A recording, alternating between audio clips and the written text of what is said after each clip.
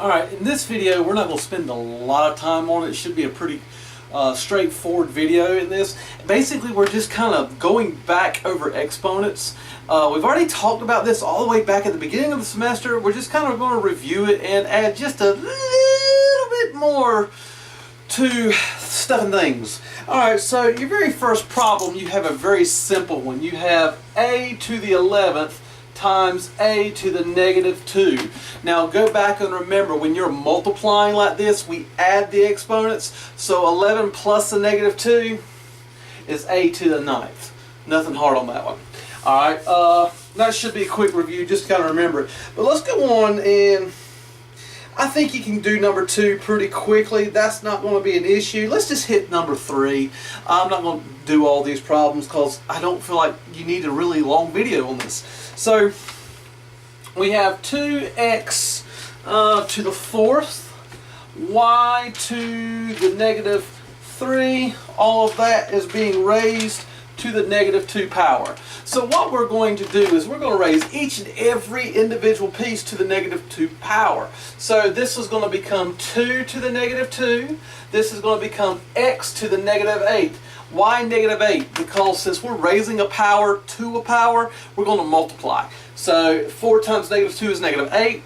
This last one is going to be y to the 6. Now, remember, I don't like negative exponents, so I'm going to rewrite this. This guy, the 2 to the negative 2, is going to come to the bottom. So it's going to be 2 squared. We're just going to move it down to the denominator. That's going to come down to the denominator as well. And since this guy is a positive, he stays right where he's at. Now, this says 2 to the 2nd power. We know that to be simply 4. So this reduced to simplest forms as y to the 6 divided by 4 to x to the 8th power. I think you could probably do 4 on your own, so I'm going to leave that one to you. Let's go ahead and talk about 5. Alright, this one I'm going to do with you just so we can have it together. It says 3a over 4b times 4a to the negative 8th. Now, in this problem we have a exponent that is basically we have 2 fractions, and one of those fractions is being raised to the negative 8 power. So we can really technically rewrite this, and we can actually go back to your rule of exponents. This negative is telling me to flip this guy. So I can really say that that is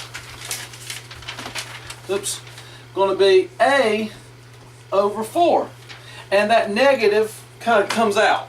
So you remember, hopefully you remember that from the previous video we did at the beginning of the semester with exponents, is that that negative basically flip-flops it, and then we can drop the negative. Now we can just multiply it. Well, this would be a to the 8th, okay? Because this is going to become a to the 8th. This becomes 4 to the 8th. So now I can go ahead and do that. So let's work this all the way out. This is going to be 3a times a to the 8th. I get 3a to the 9th over 4 times 4 to the 8th. Well, that's 4 to the 9th.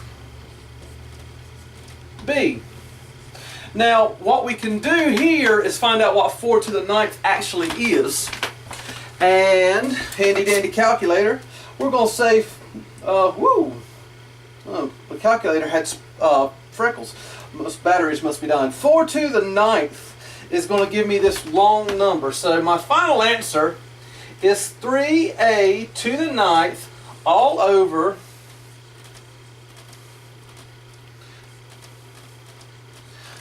262,144b. So this is how your homework's going to want to take it. Generally, I'll be honest with you, sometimes it's just easier just to write 4 to the 9th and be done with it. However, this is what your homework's going to ask for, is basically simplifying this. To me, this is easier to understand than having to write this out. But, it is what it is. This is what your homework's going to want. Alright, couple things to remember, and I'm not even going to pause the video on this. I feel like you could do 2, 4, and 7. 2, 4, and 6 on your own. Just remember, anytime I raise something to the 0 power, it's equal to 1. Okay, so that's a good hint for problem number 6. And again, I'm not going to do 2, 4, and 6 with you because I don't think you want to have a long video. So let's just go right straight down to the next one. All right, not even going to do a cut. Let's just keep trucking. It says evaluate the expression, and I give you negative 125 to the, look at this. This is weird. Now this is something you have not currently seen in this class. This is saying raised to the 4/3 power. Another way I can write this is, notice that the negative's on the outside. Here's the reason. This 4/3 is only affecting the 125. It's not affecting the negative. So that's why the negative is by itself. But I can write this as the cube root of 125 to the 4th power. Alright? What just happened? Alright, so there's this kind of a generalized rule that we understand. Anytime I raise something to a fraction, let's just say that I'm raising x to the 1/2 fraction. Another way I can write this is it's the square root of x. Alright? So basically, I'm actually asking for the second root of x when I'm raising it to a fraction.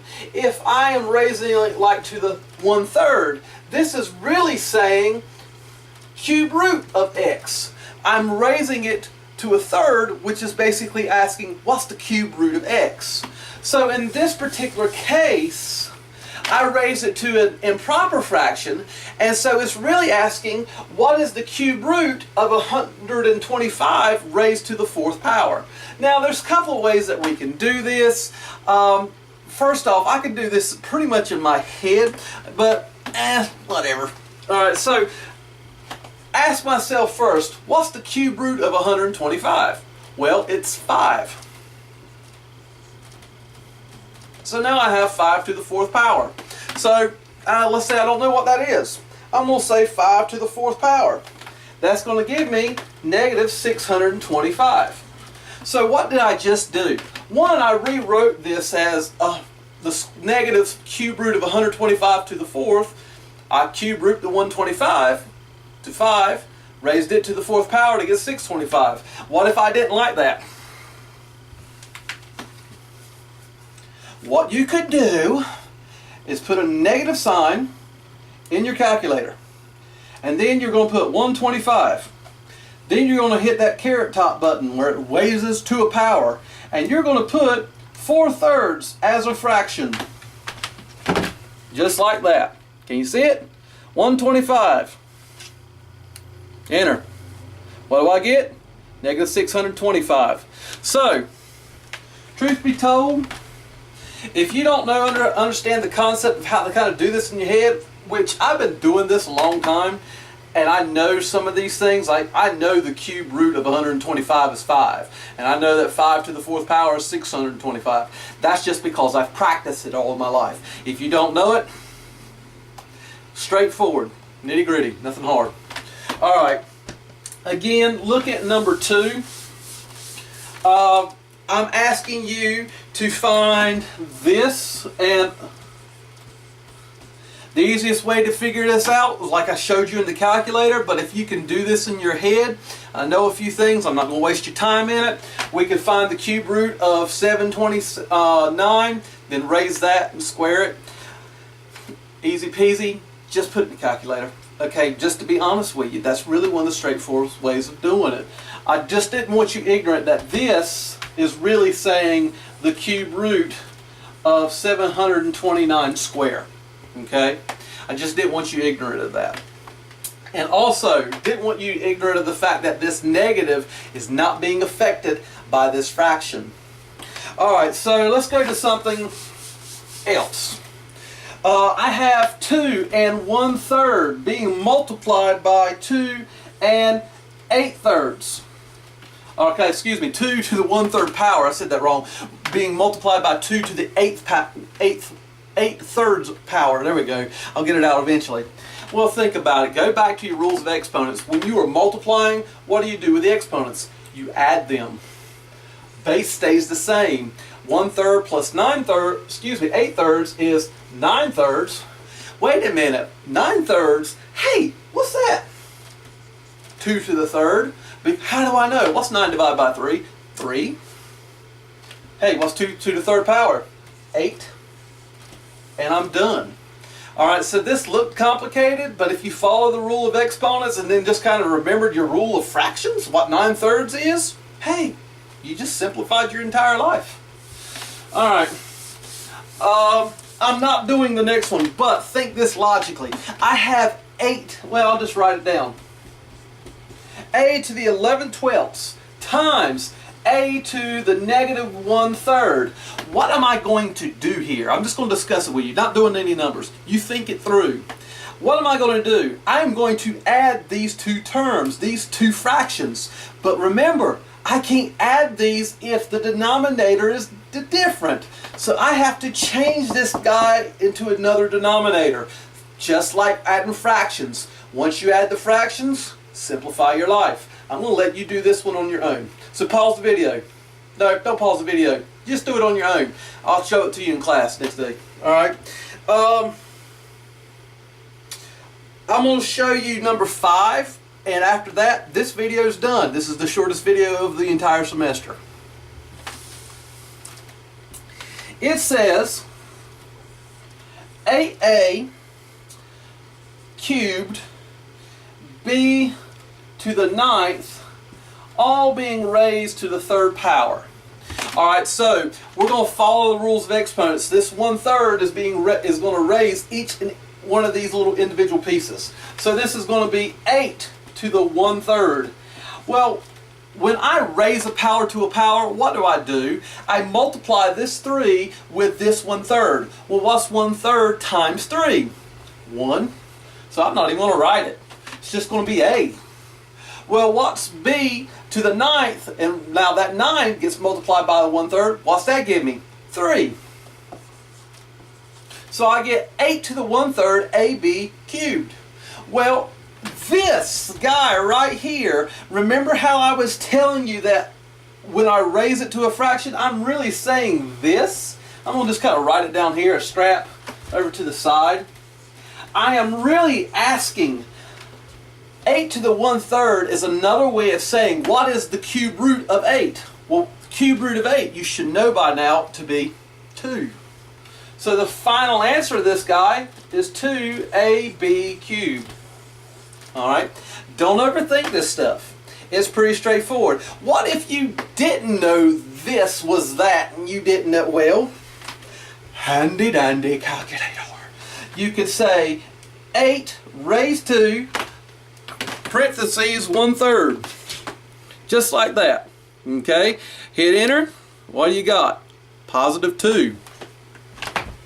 And there you go. 2ab to the cube. Alright, so I'm going to leave 6 for you. We'll talk about 4 and 6 in class on Tuesday. Again, I'm not going to spend a lot of time on this because I feel like this was really easy for you.